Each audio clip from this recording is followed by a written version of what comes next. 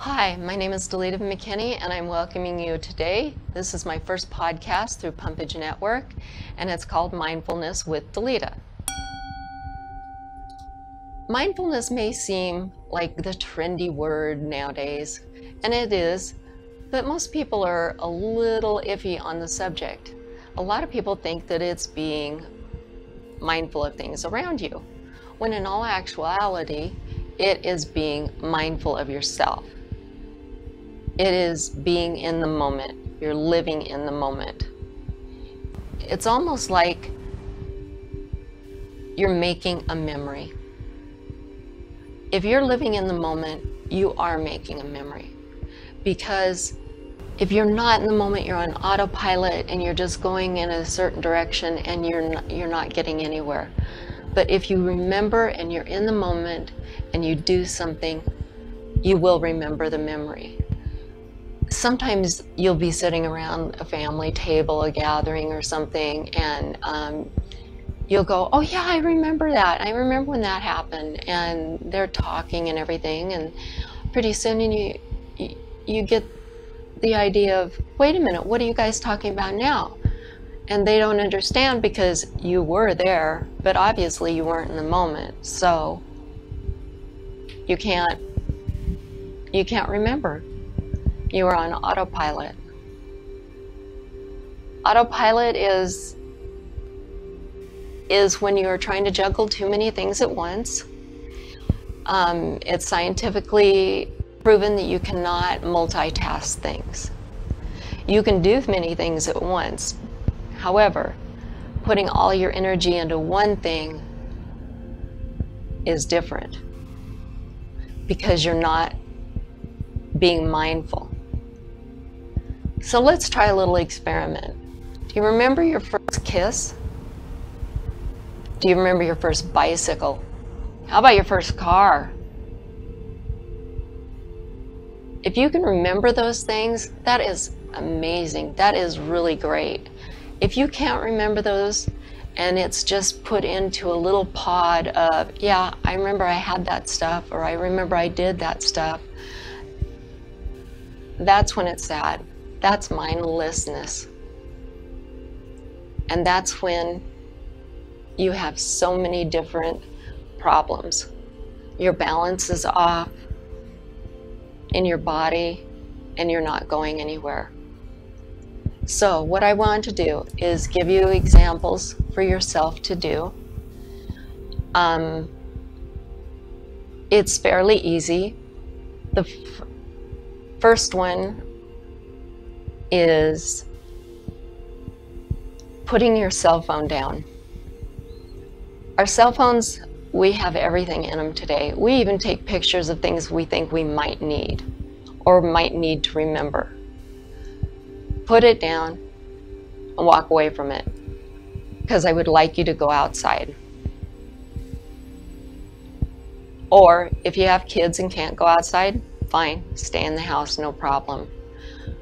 But if you're outside, what I'd like you to do is just take a random amount of steps, maybe 5, maybe 10, 7 steps, and then stop. Look down. Where are you? Are you on grass? Are you on cement? Are you on tile? Are you on dirt? And how does that feel? Because it's going to be a different experience each time.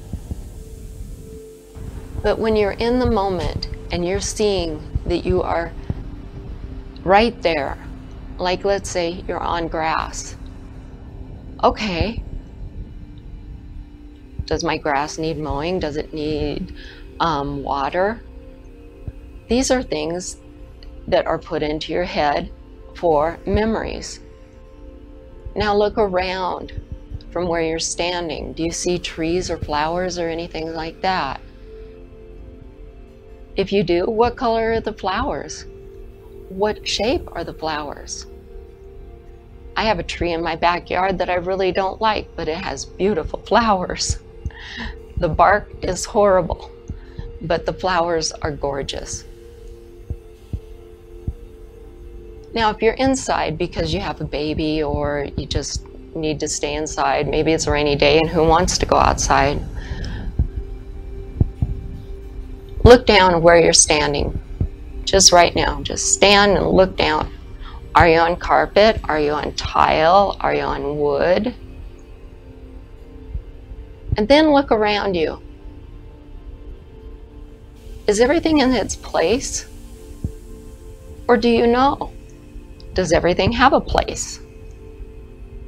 When you look around at the different items that you see, what are you seeing?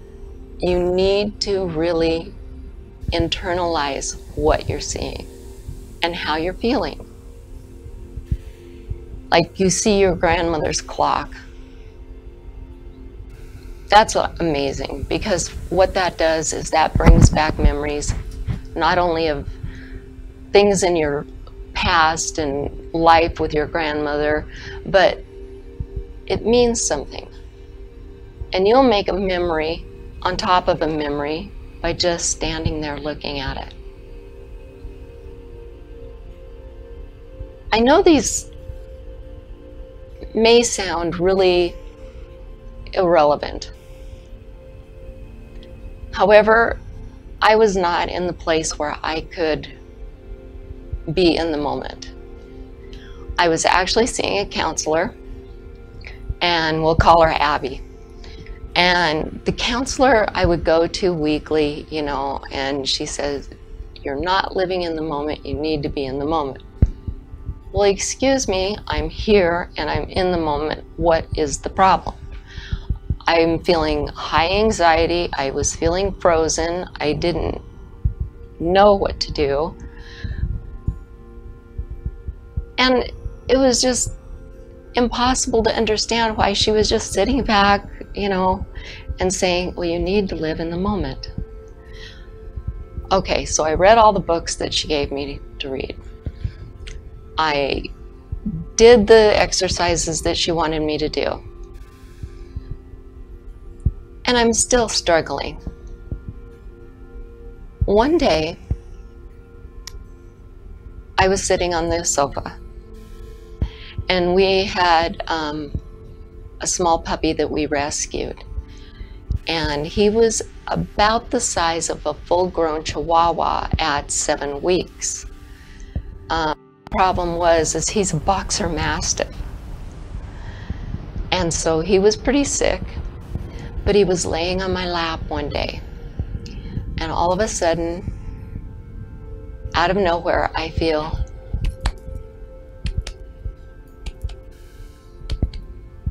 his little heart beating on my leg. And that is all it took for me to go, oh, I'm in the moment. I'm right here. That's what it took for me to realize that it was that simple.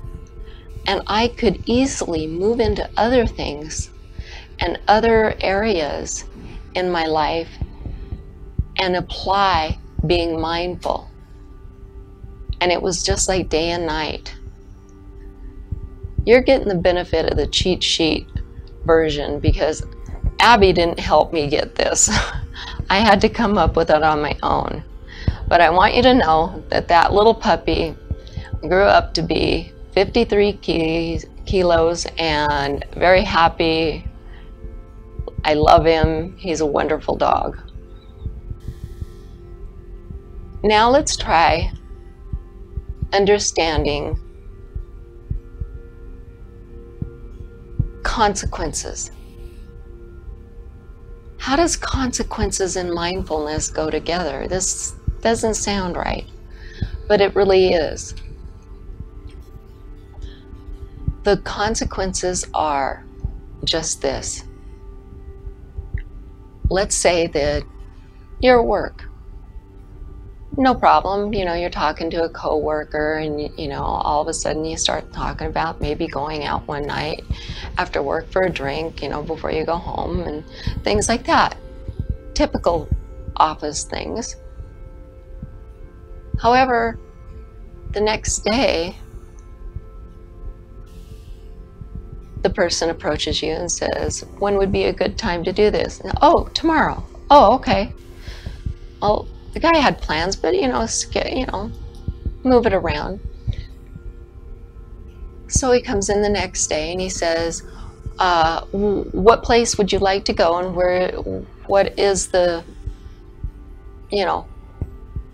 a meeting place, or what places do you like to go to, and what time is a good time for you? What's your day look like? Well, the problem with that is he was being mindlessness. He was on autopilot, and he wasn't thinking when he was talking. And that's one of the biggest faux pas that you can do.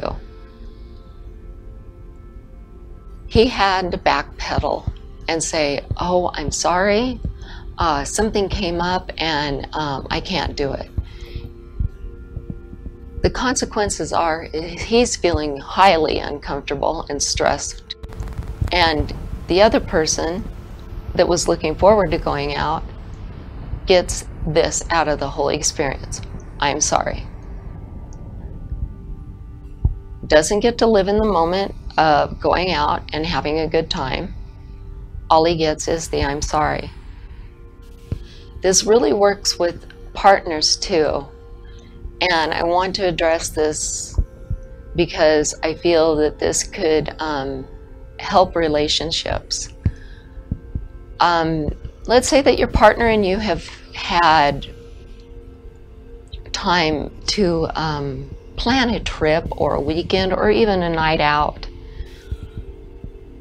All of a sudden, a day before it gets there, your partner comes home and says, you know what, work schedule changed, this, that, and the other thing, whatever the excuse was, I'm sorry, and 6 words, I'll make it up to you. If this happens repeatedly, and all you're getting is, I'm sorry, and I'll make it up to you, you don't remember any of the planning, you don't remember how many times it has happened. What you remember is, I'll make it up to you, and I'm sorry. The mindfulness was not there. The intent was not fully ingrained. And if you still have that partner after doing this, congratulations, because your partner is either very, very patient or passive. It's amazing how much we take for granted. There's a exercise that I like to have my students try, and it is holding the hand, just holding a hand of someone. Maybe it's a child, maybe it's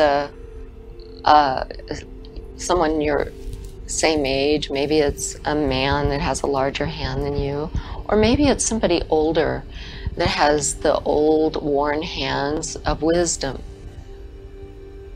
Actually hold that hand and think about how it feels. Because when you do this, it's going to create a memory, of course, but it's also going to give you a comparison of your own hands. Now, on the same realm, what I'd like you to do is, if you have a child or a family member that's a little, maybe 5 or 6 or so, have them put their hands on you, over your eyes, or just on you, and leave them there for just a few minutes. And you close your eyes, and you feel those little tiny hands on your face. Your hands used to be that small. And if you weren't in the moment when you were that small, you don't remember, which most of us don't. But remember how those hands feel on your face. because they're precious. Now, to get a little bit more physical, let's say, and I'm not talking about going to the gym and doing laps in the pool. If you have a partner or a friend or family member, take their face in your hands and look into their eyes, and I mean really look into their eyes. As the song says, like the first time. It feels like the first time. Just hold the face and look in the eyes. And if it's your partner, kiss that person because you really do love them. If it's a family member or a friend, give them a hug. And then be in that moment and feel how that feels. Because it's highly important for these little things to happen. How long had it been since you actually looked that person in the eyes and seen them? It's probably been a while. If you do this regularly, it will enhance your relationship, I promise, in many different areas, because you're being mindful of yourself and of the other person. Mindlessness is a very tricky thing because the definition is harsh. It's stating or using or being without intelligence.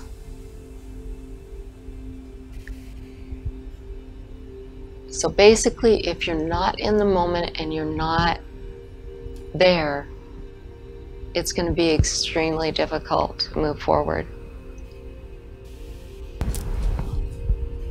One thing that seems juvenile, but I'm going to give you the hints that Abby didn't give me, is if you're having problems being in the moment, go ahead and do this. I see a pen. The pen is blue and white and has other color of ink. Move forward with that and say, I am doing the dishes, I'm washing the plates. Each thing progresses into a memory and will help you with your mindfulness, okay? And like I said earlier, as soon as you get it the first time, it'll click and you will just take off with it and you will know exactly what it is. As I said before, it is one of the, actually it's one of the hardest concepts in meditation that I teach. And I teach it in different levels of foundation. There's 7 of them. There's centering and there's grounding, relaxation and breathing, posture, position, things like this. And not to mention the different types itself of meditation. So this is what I'm working up to, and I'd like you to be able to meditate like a pro. Until next time, I have one thing that I'd like to say is live in the moment and love it, and I'll talk to you soon. Thank you.